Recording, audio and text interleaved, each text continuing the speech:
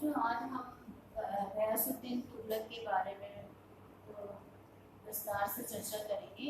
हमने कल पढ़ा था कि गयासुद्दीन बलबन द्वारा क्या क्या कार्य किए गए, किस तरह से आपने देखा, किस तरह से उसका हमने एक परिचय पढ़ा। अब हम देखते हैं कि गयासुद्दीन तुगलक के समक्ष किस प्रकार की कठिनाइयाँ थी, कल आपने देखा। और अब उन कठिनाइयों से उसने किस प्रकार निजात पाने का प्रयास किया, या हम भी कह सकते हैं कि उसकी प्रमुख उपलब्धियां क्या रही, या सैनिक रूप से उसने क्या क्या कार्य संपन्न किए। तो हम सबसे पहले देखते हैं कि जो हमें जितना भी हम जो जानकारी आपको दे रहे हैं कि कहाँ से मिल रही हमें, उस समय के तत्कालीन फारसी इतिहासकार जियाउद्दीन बर्नी की कृति है तारीख फिरोज शाही, जिससे हमें इसकी विस्तार से जानकारी उपलब्ध होती है। और उस जानकारी के आधार पर सबसे पहले उसने मेवातियों का दमन किया। अब ये मेवाती कौन थे? ये एक जाति थी जो दिल्ली के आसपास के प्रदेशों में आवासित थी।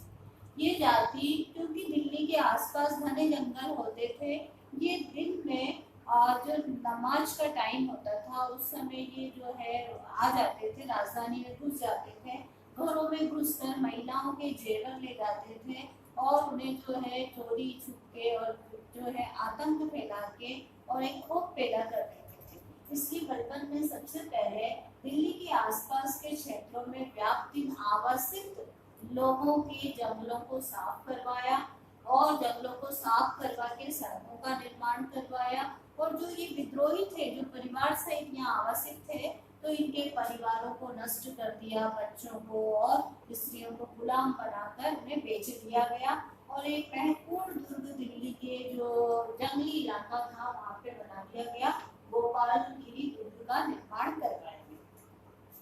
फिर हम आगे देखते हैं कि उसने मेवातियों के विद्रोह का दमन किया, फिर दोआब के विद्रोहियों का दमन।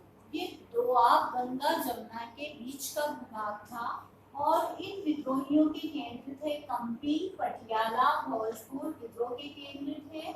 और ये जो विद्रोही थे ये किसानों को, व्यापारियों को, कर्मचारियों को अपनी लूट का माध्यम बनाते थे और इस तरह इन्होंने राजधानी में अराजकता और अव्यवस्था और अपना खौफ व्याप्त कर रखा था।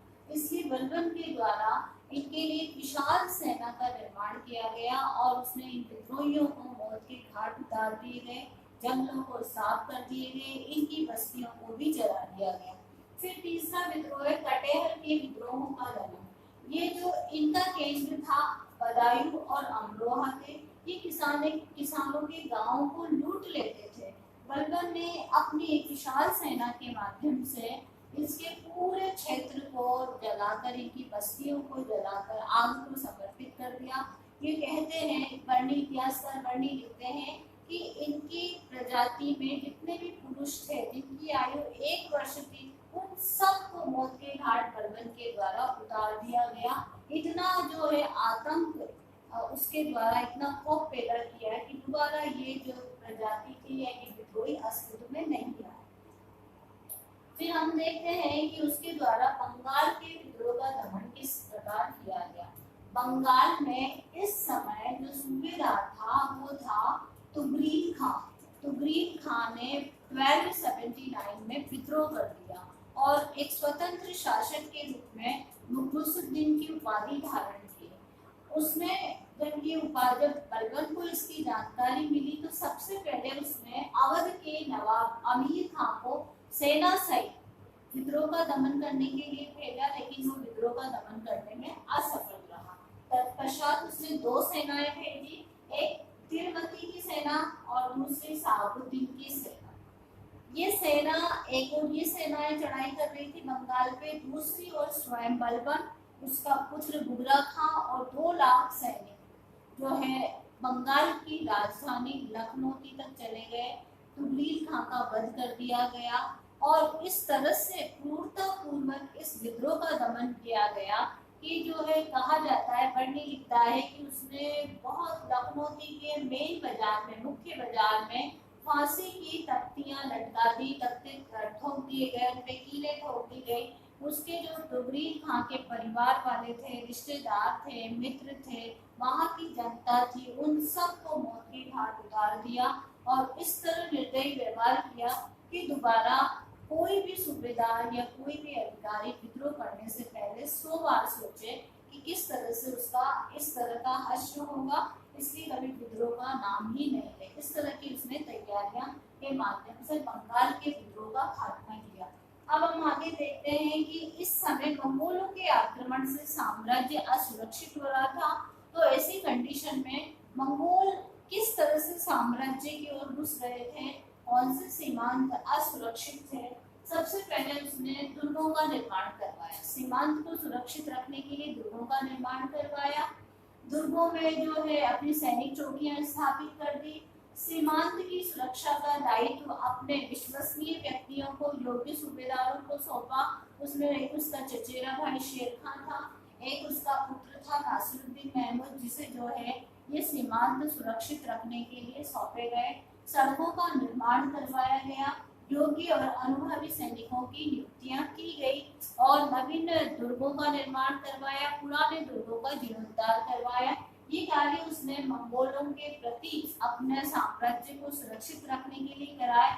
इसके बावजूद भी 2 मंगोल आक्रमण हुए, एक 1279 में जिसे असफल कर दिया गया, दूसरा आक्रमण उसके जो है जिससे हम सुपरिचित है, तैमूर खां का आक्रमण।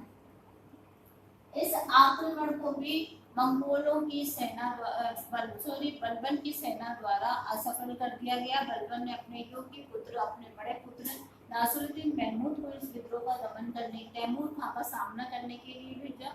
यद्यपि ये विद्रोह तैमूर खां को परास्त किया गया और इस परास्त करने के दौरान ही उसके पुत्र की भी मृत्यु हो गई।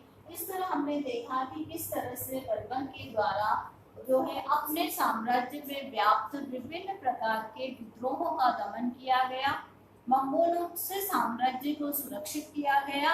और अब हम आगे इसके बाद जो पढ़ेंगे उसमें हम देखते हैं कि उसने बलबन ने राजा के या सुल्तान के पद की गरिमा और महिमा को बढ़ाए रखने के लिए क्या क्या जतन किए, क्या क्या कार्य किए और कौन से ऐसे महत्वपूर्ण कार्य किए गए जिसके द्वारा उसके सुल्तान पद की प्रतिष्ठा को बढ़ाया जा सकता था।